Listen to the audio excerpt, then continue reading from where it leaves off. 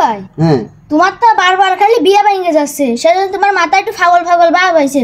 তুমি ওকে সামনে যায় একটু ভালোভাবে কথাবার্তা কবা। এ ভাই একদিন এই রাইতে গেলে হবে না, এর সাথে একটু ভালো রাখতে হবে, এরামের ওর সাথে একটু ভালো রাখতে হবে।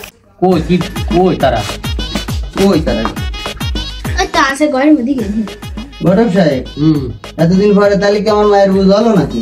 হয় দেখি কত কি দেখি করা যায়। ভাইরি বলছেন কেন আপনারা? শিগগির ঘরে আসেন।